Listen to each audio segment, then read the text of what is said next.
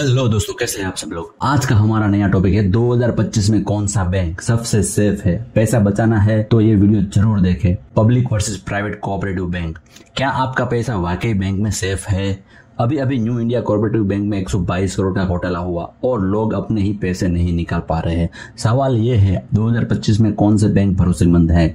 आज मैं आपको बताने वाला हूं कि इंडिया के टॉप 5 सबसे सेफ बैंक और साथ में ये भी कि आपको किस टाइप के बैंक से दूरी बनाकर रखनी चाहिए। दोस्तों, हम में से कई लोग बैंक में पैसा जमा करके बेफिक्र हो जाते हैं, लेकिन क्या आपने अभी सोचा कि अगर बैंक ही डूब जाए तो क्या आपका पैसा बचेगा।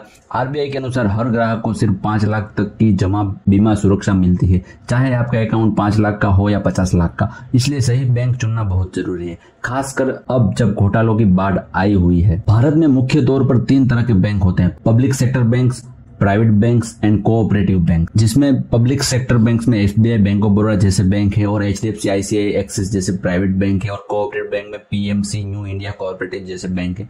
तो कौन सा बैंक सबसे सेफ है, चलिए जानते हैं। Top 5 most safe bank in India 2015। पहले नंबर पे आता है state bank of India. Government backed है, 55 लाख करोड़ से ज्यादा एसेट है एसबीआई के पास और भारत का सबसे भरोसेमंद बैंक है।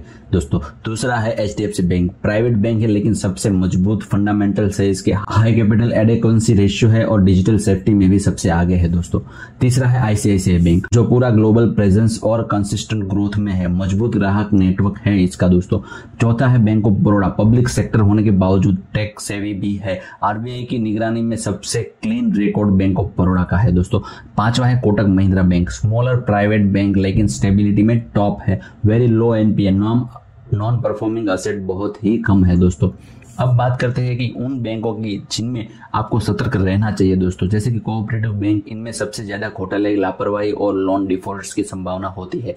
नॉन शेड्यूल्ड बैंक, छोटी एनबीएफसी, बिना आरबीआई सुपरविजन के चलते हैं ये सब बैंक, हाई रिस्क जोन में आते हैं। दोस्तों, और ओवर लिवरेज बैंक है जो एग्रेसिव तरीके से लोन दे रहे हैं और उसको दूरी रखे। दोस्तों, किसी को भी ये लोन दे सकते हैं। दोस्तों, और पता लगे कि वापस पैसा नहीं आने वाला है तो आपका भी पैसा डूब सकता है। दोस्तों, क्या क्या बोनस टिप्स होगी सेफ बैंकिंग के लिए एक बार देख लीजिए। बैंक की क्रेडिट रेटिंग जरूर देखें, आरबीआई का आईसीजी बीमा कवर चेक करें और net banking safety setting update रखें। एक ही बैंक में सारा पैसा ना रखें। दोस्तों, अलग अलग बैंक में डाइवर्सिफाई करें जिससे आपका पैसा बहुत ही सुरक्षित रहेगा। दोस्तों, अब आप बताइए आपका पैसा किस बैंक में है और क्या आप उससे 100% सुरक्षित मानते हैं। नीचे कमेंट में बताइएगा जरूर। दोस्तों, और अगर वीडियो पसंद आया तो लाइक करें और दूसरों को भी शेयर करें ताकि वो भी सतर्क रहे, और सब्सक्राइब करें क्योंकि अगली वीडियो में हम बात करेंगे mutual fund versus fixed deposit 2025 में कहाँ मिलेगा ज्यादा फायदा। दोस्तों, मिलते हैं अगली वीडियो में। जय हिंद।